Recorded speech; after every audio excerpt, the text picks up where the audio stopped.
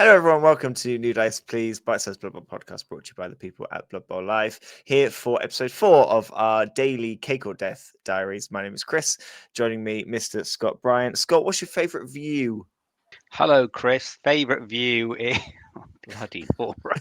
You are scraping the barrel on me today, aren't you? I don't know. I should say waking up and looking at my wife first thing in the morning. I should. Bottom of a beer glass. Beautiful. Joining us also, Mr. Tom Feeks. Tom, what's your favourite view? Oh, the temptation to say waking up and seeing Scott's wife in the morning is so strong. No, the You remember Mrs. B? There's a mean rabbit punch. I'm gonna say when you're on holiday, when you go on holiday, your first sight of the sea. Very nice. Very nice. Mine is the view from the top of Rockefeller in New York at nighttime. Absolutely beautiful. For reference, Tom Hovell said the Queen Charlotte track in New Zealand, which I did have to Google because I've never seen it myself. Have a Google. It is pretty stunning, to be fair. But no, we're not here to talk about our favourite views. No, this is episode 4 of our 5-part daily episodes covering our trip down to Cake or Death. This, I think, covers Game 4 and what we thought of the tournament, or our takeaways. So enjoy.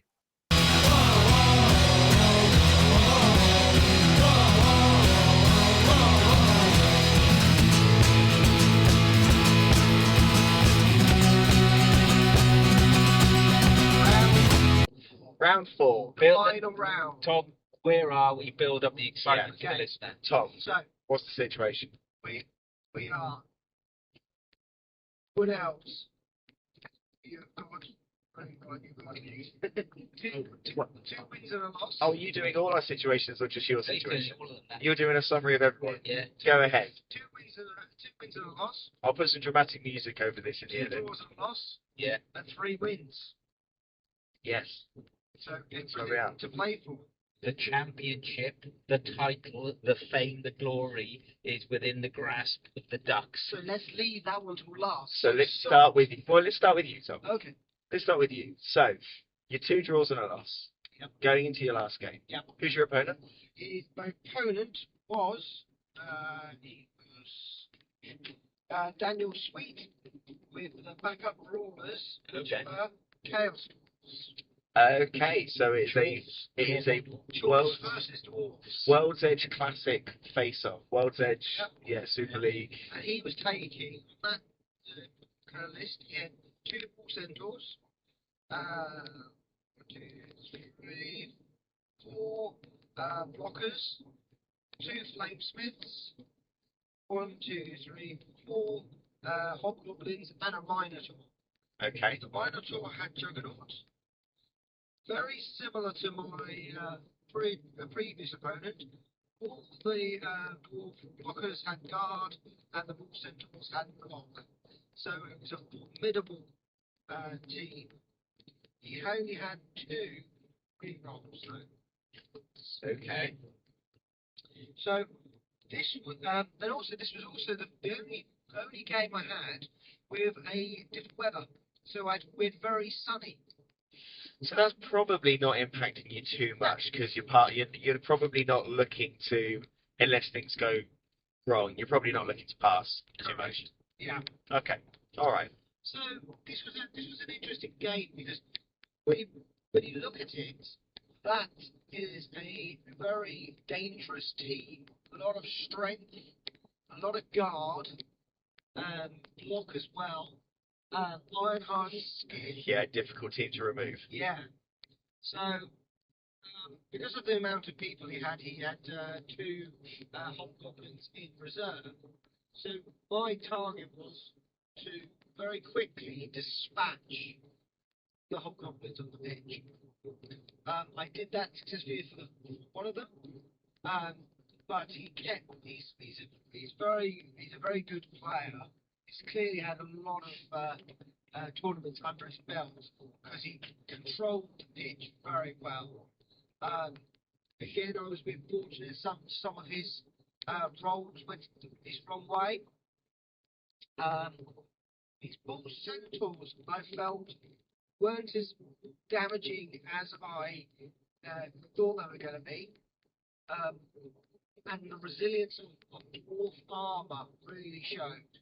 So he received the ball to start off with, and basically just knocked my little lads on their arses. My first turn was simply just to stand them all back up again, and just basically kind of face everyone. The words of wisdom from Chris came running through my mind of just don't roll, because you've got the tackle on there, and because you've also got block. Because of their edge being so high, it's very difficult for them to move around. So luckily I managed to hold quite a lot of his key players in situ, while my Troll Slayer and my two runners got round the back. Unfortunately, after the casualty of the Hobgoblin, he managed to break through my ranks and scored on.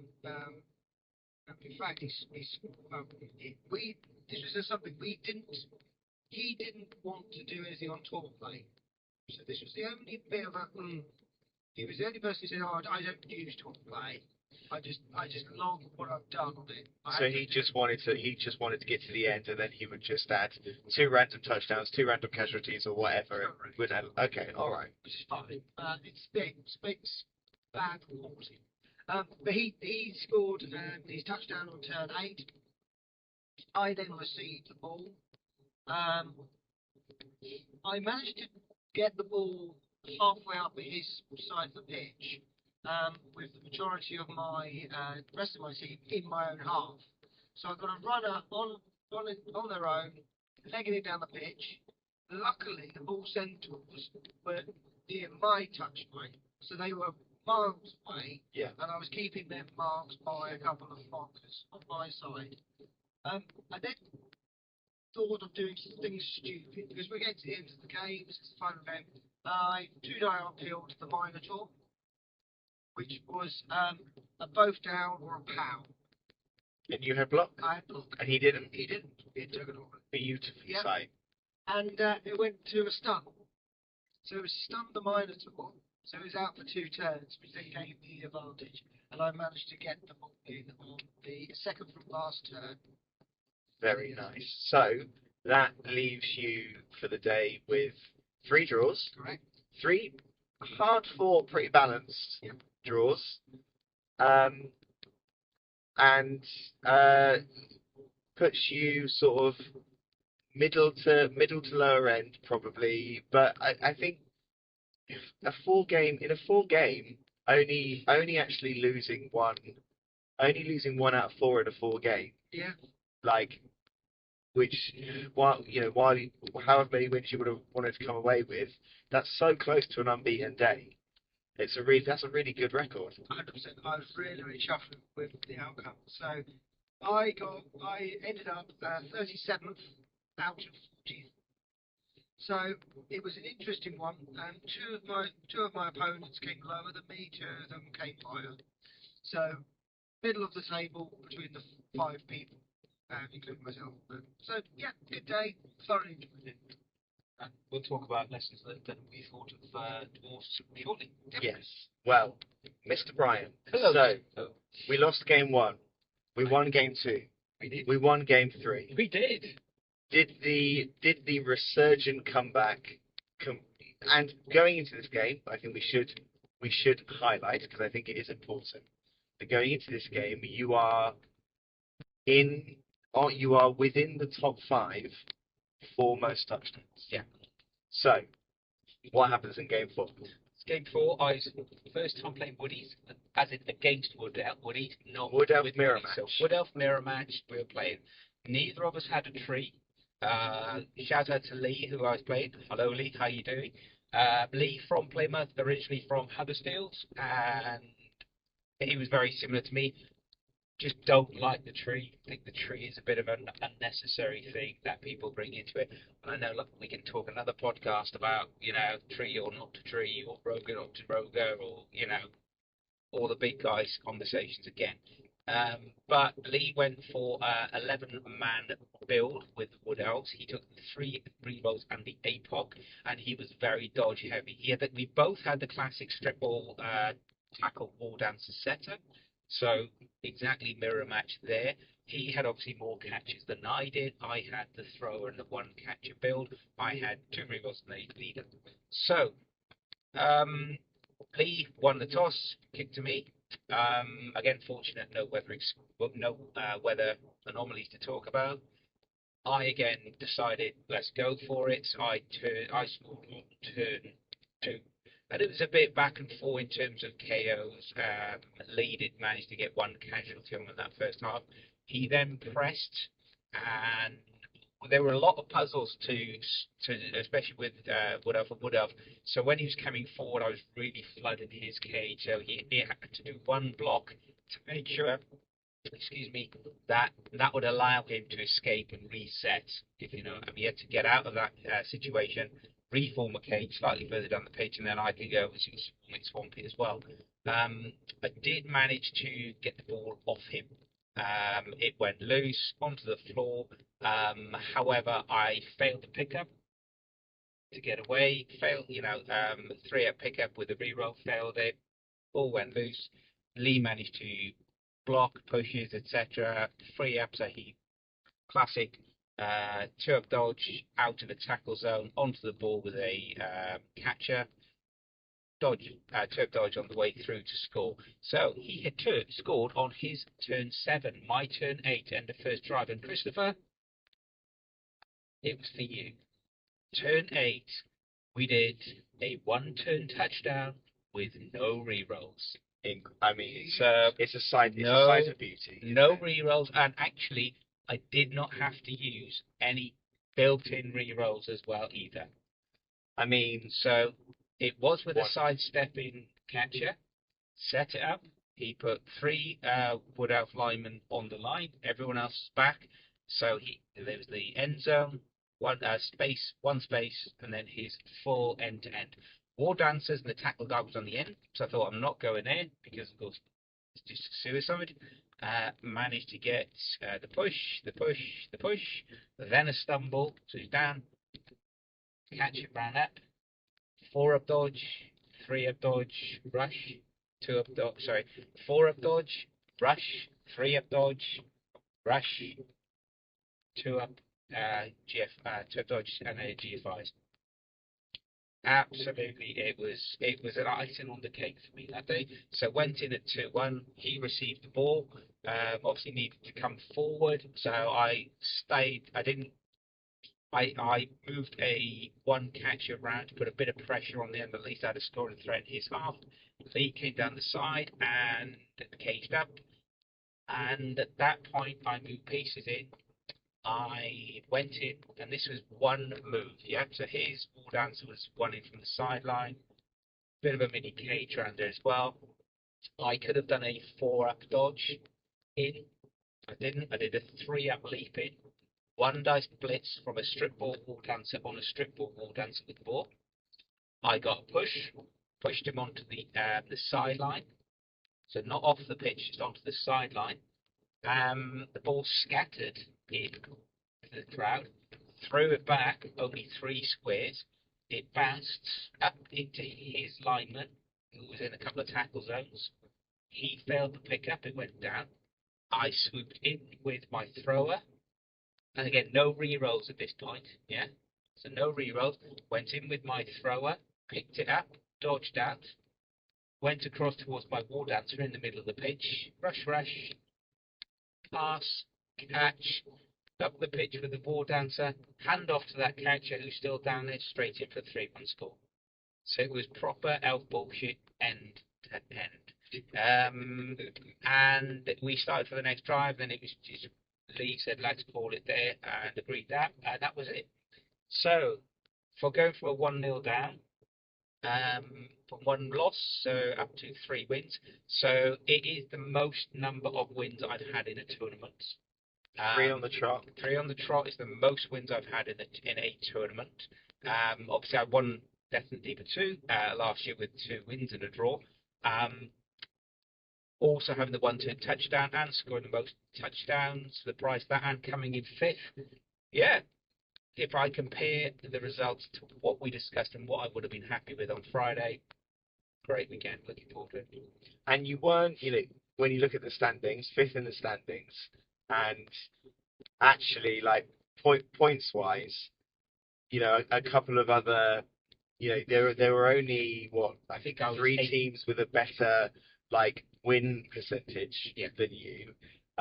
So, to be that much in the hunt after a first game loss is such a result in, field 44. 44 people. And again, I was 8 points off the top. Yeah. So I think, it was learnings, things to build on. And for my last current play with the Cherry Bombs, it was a very good current last hurrah before they take a sabbatical, a well-earned sabbatical. So I had a very good weekend. I think Tom had a very good weekend. We all did. So, Chris, over to you. Look at that little cheek. Bless. So, you're standing on the cusp of greatness. You are playing. Don't big it up too much. All I right. mean. So, don't watch the car. So, going into the final, where are we? You're playing. Who you playing? So going into it, sort of, there's me and a Tomb King coach, Tom. Tom, if you're listening. We were the only coaches with 3 wins from 3. So it was always going to be us 2 playing each other in that last game. And there was only 1 point difference between the 2 of us. There was only 1 point in it.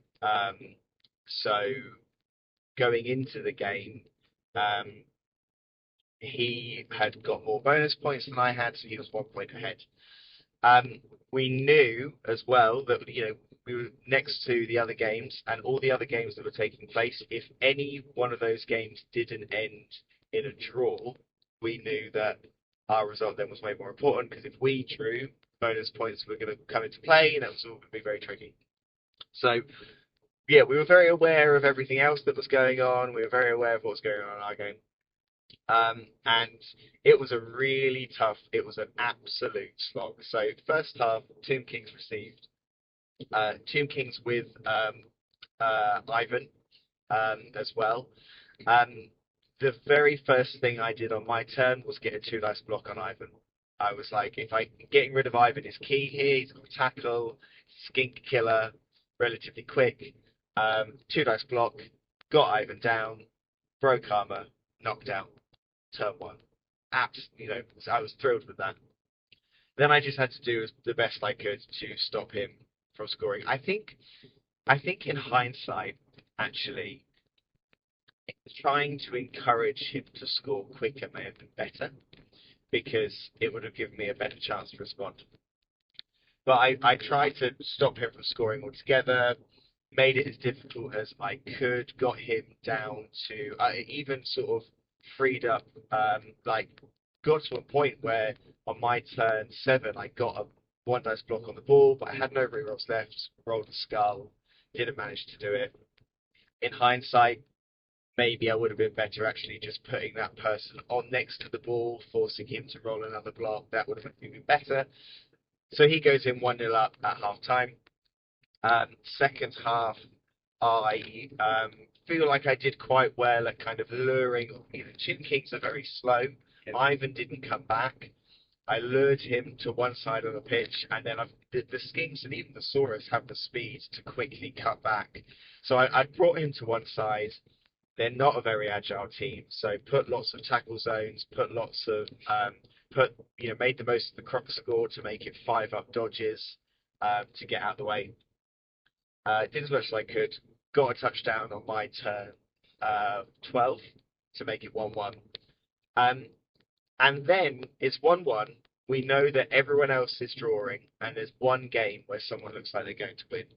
So in my head, I want to get that. I was quite aggressive, tried to do as much as I could to get the touchdown, and it came to my second to last turn, and I could leave a skink in a scoring position, or I could use that skink, except I wasn't going to score, make sure he doesn't score, and go for the bonus points.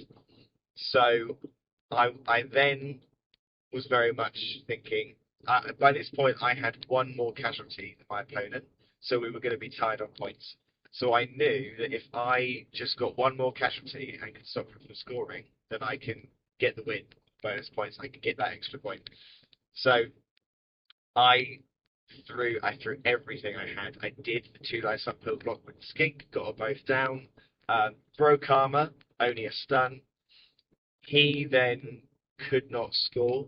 He realised he couldn't score, so he did the same as me. He was like, right, look for the skinks. Who can I punch? Can I get the extra bonus point? Didn't manage to break any armor. My last turn, I'm throwing 1 dices, throwing 2 dices, I'm doing fouls. I'm doing as much as I can to try and break that armor to get that extra casualty. I broke so much armor, and I rolled 8s and 9s against Thick Skull, like just knockouts, did not manage to get it.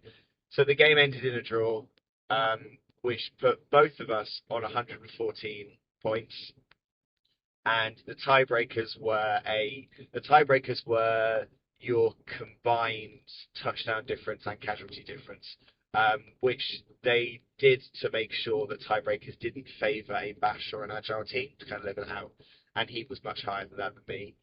The game where someone else had won, so the other person who got 3-1-0,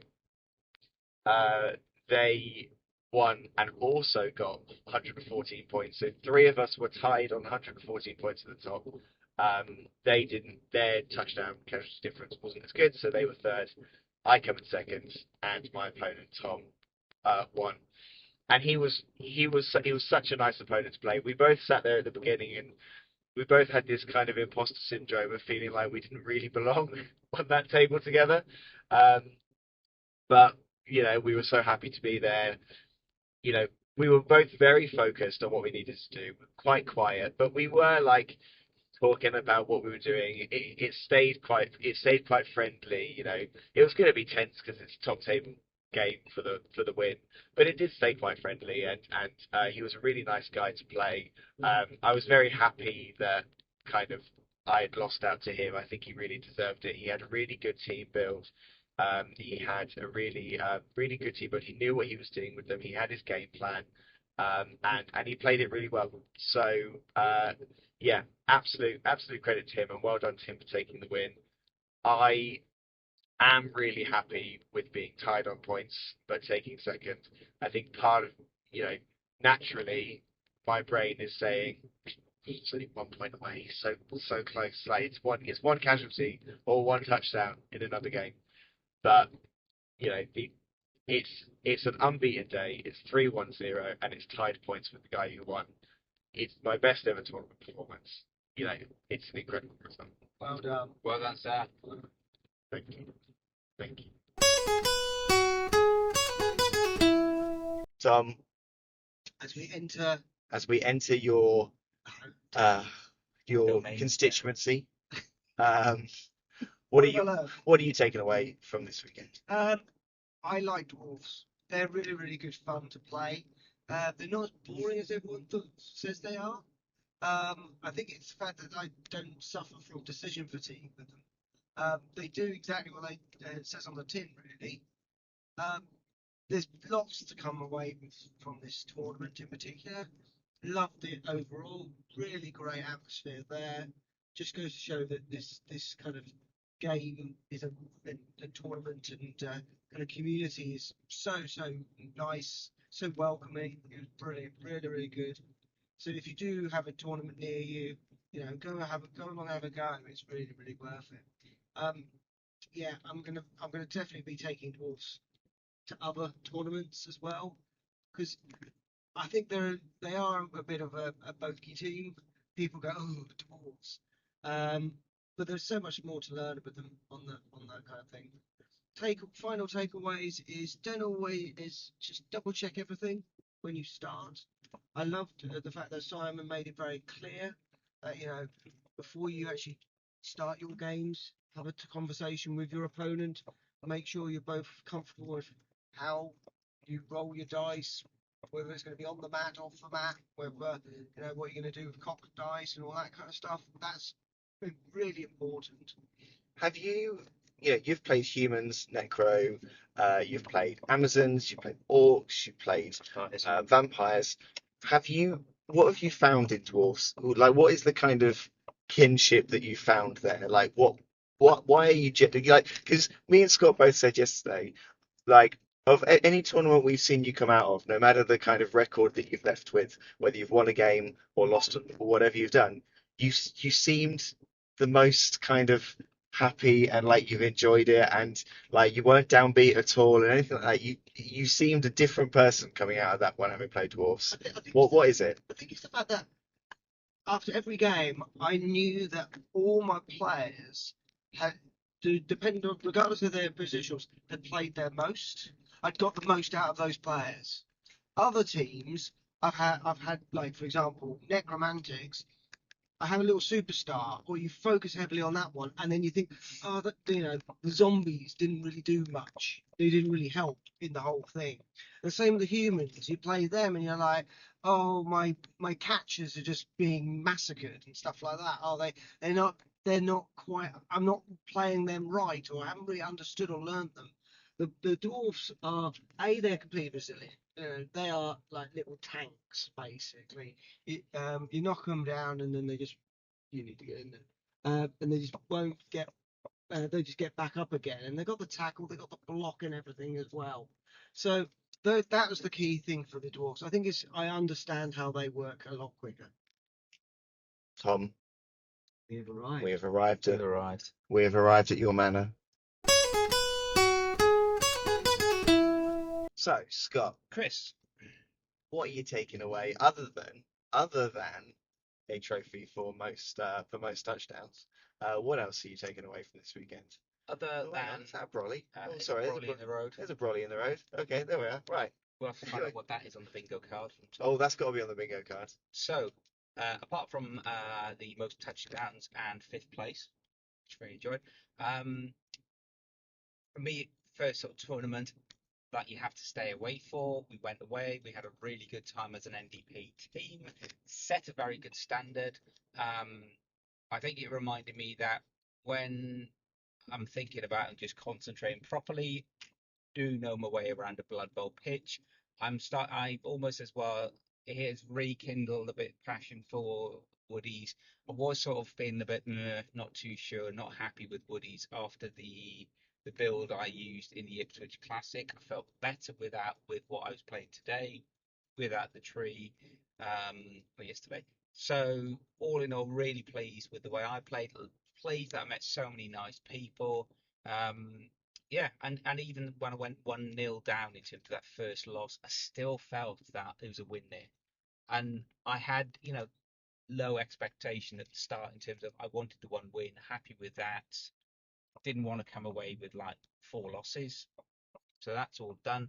I think it always reminds me then of something that we talked about briefly last night. We've talked about it with other people like John Reeder, Dave Rue.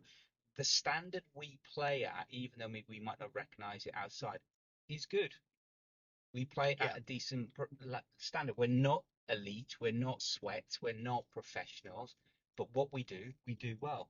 So I've enjoyed that. I probably will be taking like not quite like the Ducks every tournament, but I will bring out the cherry bombs in the future, maybe for a future league. I've got some paint mending to do. The painting I did on Saturday morning to touch them up to make them look good, all pointless because it got worn off because they kept getting put down, picked up, put down, picked up. But generally, it's a lot of fun. The people I played with were very good. Simon's family were great hosts and organisers and TOs. So for a first tournament away, enjoy it while I can. We know we will all play Blood Bowl matches where we will be on the receiving ends of severe kickings. So yeah, looking forward to returning to Yeovil in maybe next year's tournament. Can I?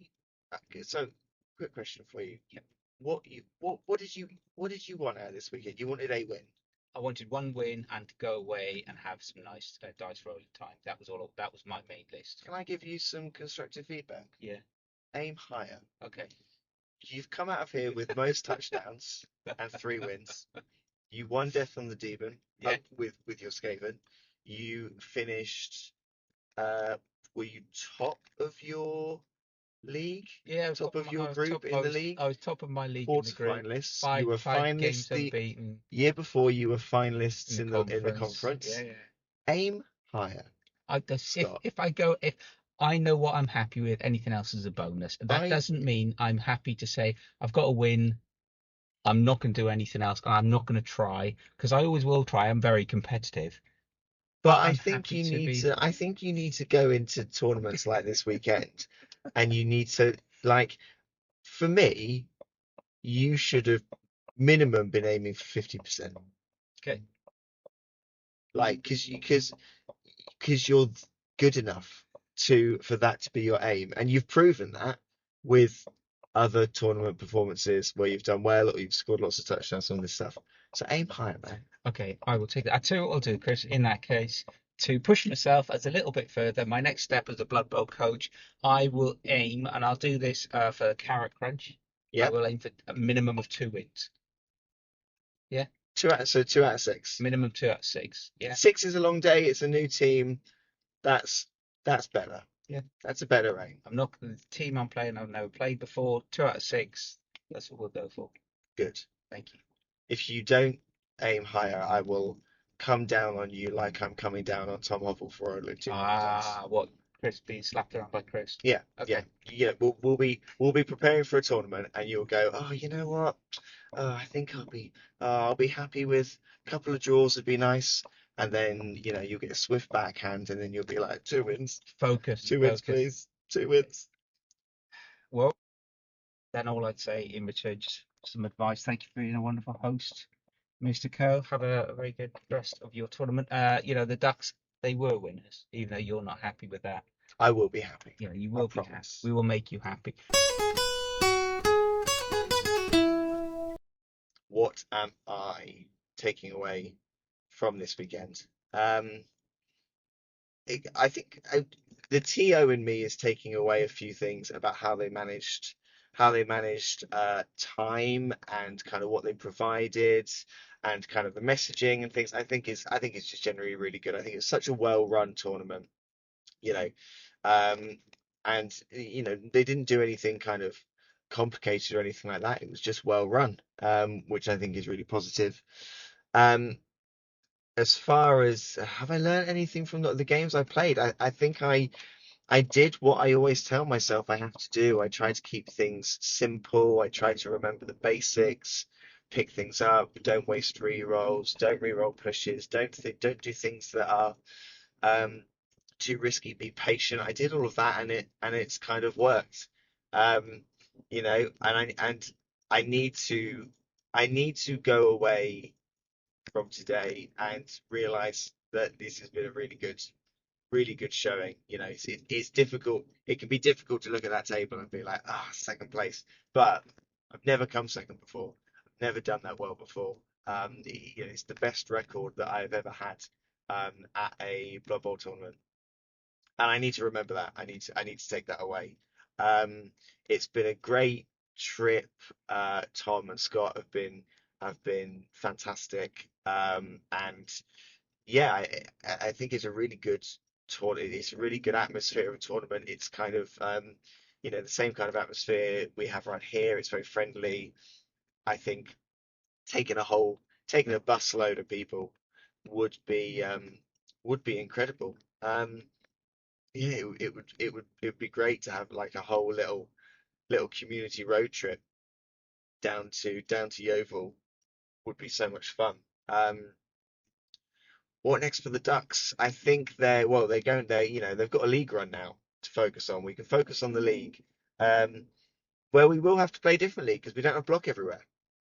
it's easy. Well, I say it's easy. You know, it's a lot more comfortable when you've got block everywhere. You throw one dices and you know, wherever you want. You know, because you can risk it.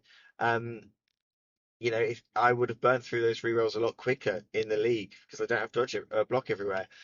I think actually it's made me think that if I really want to put a good league run together, um, I need to be patient with my skills. I need to look to get block on some of those Saurus. I need to save up for block, which means I need to be throwing punches. I need to be getting them in the mix. I can't if I want to be, you know, if I want to just have a very agile team, then I want to score loads. But actually, I need to balance it. I need to get the skills up on those players. I need to get the SPP on those Saurus, which I'm doing by doing the blocks. They're not getting them any other way. So I need to be maybe more aggressive. And that's what I think I'll be looking to do this season. I'll be looking to be much more aggressive. Yeah, I think that's probably it. That's episode 4. Join us tomorrow for our final episode in our daily Cake or Death Diaries. We will see you then.